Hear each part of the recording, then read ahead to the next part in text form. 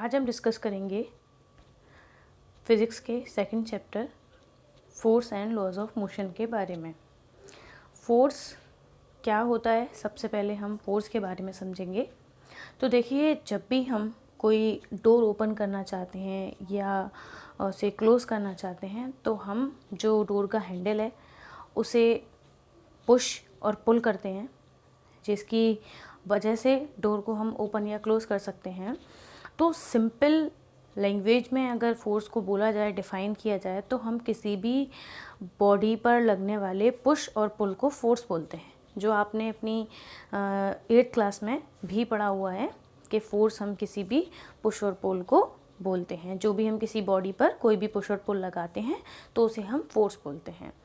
तो देखिए, जिस डायरेक्शन में हमें किसी चीज़ को पुश करना होता है या पुल करना होता है, तो उसी डायरेक्शन को ही हम फोर्स की डायरेक्शन बोलते हैं। जैसे देखिए, इस फिगर में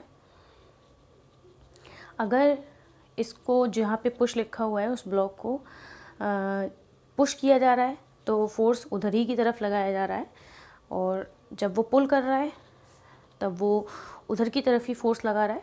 तो जो डायरेक्शन होती है फोर्स की, वो पुश के और पुल के डायरेक्शन में ही होती है। नॉर्मली भी आप अगर किसी चीज़ को पुश कर रहे हैं तो आपकी फ़ोर्स की डायरेक्शन उधर ही होगी, और अगर आप उसको पुल कर रहे हैं तो आपके फ़ोर्स की डायरेक्शन भी आपके पुल की तरफ ही होगी। तो देखिए, फ़ोर्स का यूज़ हम अलग अलग चीज़ों में करते हैं। फ़ोर्स का यूज़ पुशिंग में, पुलिंग में, लिफ्टिंग में, स्ट्रेचिंग में, ट्विस्टिंग में, प्रेसिंग में, इन सब चीज़ों में फ़ोर्स का यूज़ किया जाता है। जैसे हम जब खेलते हैं तो अगर हम फुटबॉल से खेल रहे हैं तो उसको किक करते हैं तो हम फोर्स का यूज़ करके करते हैं। टेबल में लगे ड्रॉर को खोलते हैं तो फोर्स का यूज़ करके खोलते हैं। किसी भी बॉक्स को अगर हमें एक जगह से दूसरी जगह ले जाना है तब भी हम फोर्स का यूज़ करके ले जाते हैं। तो ऐसे बहुत सारे एग्जाम्पल होते हैं जिनमें फ़ोर्स का यूज़ किया जाता है, हम फोर्स का यूज़ करते हैं। और कई सारी चीज़ों में हम देखते भी हैं कि फ़ोर्स का यूज़ होकर ही वो काम हो रहा होता है। तो हम अपनी एवरीडे लाइफ में बहुत सारी चीज़ें ऐसी करते हैं जिनमें पुश और पुल करना पड़ता है हमें, और जिसमें ज़रूरत रहती है किसकी, फोर्स की। ये फोर्स जो है वो हमें कभी भी दिखाई नहीं देता है। फोर्स को सिर्फ हम उसके इफ़ेक्ट्स से जज कर सकते हैं कि अगर किसी चीज़ पर फोर्स लग रहा है तभी हमें पता चलेगा कि ये फोर्स का इफ़ेक्ट है, फोर्स की वजह से ये हो रहा है।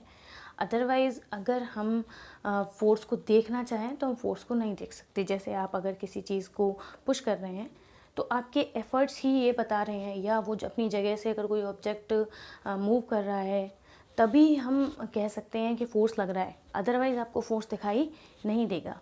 तो देखिए, यहाँ पे कुछ इफ़ेक्ट्स हैं जो कि फ़ोर्स की वजह से ही पॉसिबल हो पाते हैं। तो देखिए, फर्स्ट इफ़ेक्ट है, a force can move a stationary body. Force एक स्टेशनरी बॉडी को मूव कर सकता है। मतलब स्टेशनरी बॉडी जो आपने फर्स्ट चैप्टर में पढ़ी थी, कोई भी ऑब्जेक्ट ऐसा जो कि रेस्ट पोजीशन में हो तो उसको स्टेशनरी बॉडी बोलते हैं। स्टेशनरी बॉडी को, मतलब रुके हुए किसी ऑब्जेक्ट को, अगर हमें मोशन में लेके आना है तो हम यूज़ करेंगे किसका, फोर्स का। फोर्स का यूज़ करके हम उसको उस पर फोर्स लगाएंगे, फोर्स का यूज़ करके हम उसे पुश करेंगे, तो उससे क्या होगा, वो जो ऑब्जेक्ट है वो मूव करना स्टार्ट कर देगा।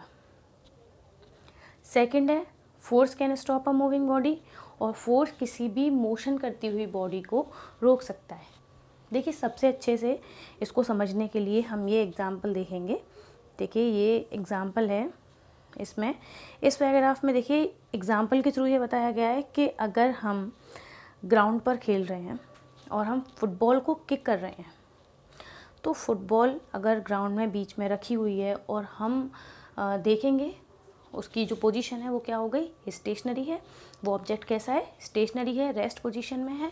और जैसे ही हम उसे किक करेंगे तो अपनी लेग से, मतलब हम अपने फुट से क्या लगाते हैं, उस पर फोर्स लगाते हैं। फोर्स लगाने से जो बॉल है वो मूव करना स्टार्ट कर देती है। तो ये हो गया फोर्स का फर्स्ट इफ़ेक्ट। सेकंड इफ़ेक्ट, अगर बॉल आपकी तरफ आ रही है रोल होती हुई और आप अगर उसको अपने फुट से रोकें, बीच में अपना पैर लगा दें, तो क्या होगा, वो बॉल मोशन करती हुई रुक जाएगी। अगर वो स्लोली मोशन कर रही है तो वो मोशन करते हुए रुक जाएगी। या नॉर्मली भी अगर आप क्रिकेट खेल रहे हैं तो बॉल अगर बाउंड्री की तरफ जा रही होती है तो आप उसको रोकने के लिए क्या करते हैं, फोर्स लगाते हैं। और फोर्स लगाने के लिए आप या तो अपने हाथों का यूज़ करते हैं या अपने पैरों का यूज़ करते हैं या आप खुद जंप करके बॉल को रोकने की कोशिश करते हैं। तो बॉल जो है उसको मोशन से मूव, उसकी जो मूवमेंट है उसको मूव करते से रोकने के लिए आपको फोर्स लगाना पड़ता है, और जिससे वो रेस्ट पोजीशन में आ जाती है। ये हो गया second effect. And third effect is a force can change the speed of a moving body. Force motion करती हुई बॉडी की स्पीड को चेंज कर सकता है और डायरेक्शन को भी चेंज कर सकता है। फोर्थ जो इफ़ेक्ट है वो है डायरेक्शन का चेंज होना। और फिफ्थ इफ़ेक्ट है शेप का चेंज होना। अब हम इन तीनों इफ़ेक्ट्स के बारे में पढ़ेंगे, तो इसे देखिए। सबसे पहले अगर आप इसे समझें एक एग्ज़ाम्पल से, जैसे एक एग्ज़ाम्पल तो हो जाएगा आपका, अगर आप साइकिलिंग कर रहे हैं और आपका फ्रेंड आपको पीछे से पुश करने लग जाए उसी डायरेक्शन में जिस डायरेक्शन में आप मोशन कर रहे थे, तो क्या होगा, आपकी जो स्पीड है वो इंक्रीज़ हो जाएगी। तो वो इंक्रीज़ क्यों हुई? बिकॉज आपका जो फ्रेंड है वो आप पर, आपकी साइकिल पर फोर्स अप्लाई कर रहा था, जिस वजह से जो साइकिल है उसकी स्पीड इंक्रीज़ हो जाती है। और अगर वो पीछे से साइकिल को अपनी तरफ पुल करे तो क्या होगा, तो वो आपकी अपोजिट डायरेक्शन में फोर्स लगा रहा है, इस वजह से आपकी जो स्पीड है वो कैसी हो जाएगी, डिक्रीज़ हो जाएगी। यही सेम होता है जब कोई मतलब कोई भी बॉडी, कोई भी ऑब्जेक्ट बहुत ऊंचाई से, हम किसी हाइट से उसे फेंकते हैं नीचे, तो जैसे जैसे वो अर्थ के पास आती जाती है तो ग्रेविटी की वजह से उसकी स्पीड इंक्रीज़ होती चली जाती है। ऐसे ही सेम टू सेम होता है डायरेक्शन के केस में, जिसमें आप फोर्स का यूज़ करके डायरेक्शन चेंज कर सकते हैं। जैसे जब हम बैडमिंटन खेलते हैं या टेबल टेनिस खेलते हैं, तो नॉर्मली जब कोई भी ऐसा गेम, टेनिस, बैडमिंटन या अगर हम क्रिकेट खेल रहे हैं, तब भी अगर हमें जो बॉल है या जो शटल है वो हमारी तरफ अगर आ रही है और हम उसकी डायरेक्शन को चेंज करेंगे, तो हम उसकी डायरेक्शन कैसे चेंज कर पाएंगे? हम उसकी डायरेक्शन को चेंज करने के लिए यूज़ करेंगे हमारे हाथ में लगे हुए बैट का। हम बैट से फोर्स लगाते हैं, जैसे अगर हम क्रिकेट खेल रहे हैं तो हम बॉल पे फोर्स लगाते हैं और जो बॉल है उसकी डायरेक्शन को चेंज करके उसको बाउंड्री के बाहर पहुंचाने की कोशिश करते हैं या उसकी डायरेक्शन को मोड़ के किसी और डायरेक्शन में पहुंचाने की कोशिश करते हैं। तो ऐसा हम तभी कर पाते हैं जब हम उस बॉल पे क्या लगाते हैं, फोर्स। ऐसे ही नॉर्मली एक और इसका एग्जांपल हो सकता है, जैसे घर में अगर अगरबत्ती जल रही है, उसका जो स्मोक है वो आपको साफ जाता हुआ दिखाई दे रहा है। अगर आप अपने मुंह से एयर उस पर ब्लो करें तो आप देखेंगे जो अगरबत्ती का स्मोक है वो अपनी डायरेक्शन को चेंज करने लग जाएगा, उसकी डायरेक्शन चेंज हो जाएगी। तो इसका मतलब आपने जो एयर ब्लो की उससे आपने क्या लगाया, स्मोक पर फोर्स लगाया, जिससे उसके जो पार्टिकल्स हैं उनकी मूवमेंट चेंज हो गई।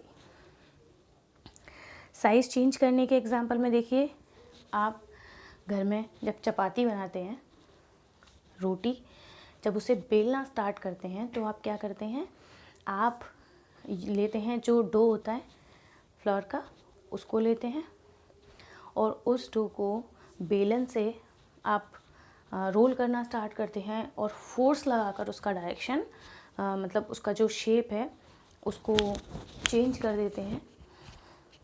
तो उसका जो शेप चेंज होता है वो किस वजह से हो पाता है, आपने बेलन से जो फोर्स लगाया उसकी वजह से।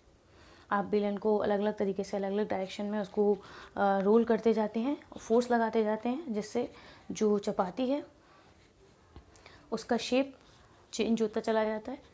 तो यहाँ हम फोर्स का यूज़ करके किसी भी बॉडी का शेप और साइज़ चेंज कर सकते हैं। जैसे इस फिगर में स्प्रिंग जो ओरिजिनल शेप में है तब अलग है, और जब उसे पुश और पुल किया गया पुल किया गया तो उससे उसका जो शेप है वो चेंज हो गया। तो हम फोर्स के 5 इफेक्ट्स के बारे में पढ़ चुके हैं। फर्स्ट था a force can move a stationary body, second था a force can stop a moving body, third था force can change the speed of a moving body, and fourth था a force can change the direction of a body, and a force can change the shape of a body. ये हो गए इसके 5 effects जो आपको अच्छे से learn करने हैं विद एग्जाम्पल, और इनके ही आपको नोट्स भी प्रिपेयर करने हैं। तो इस वीडियो को अच्छे से समझें और इसके नोट्स बनाने की कोशिश करें। Thank you.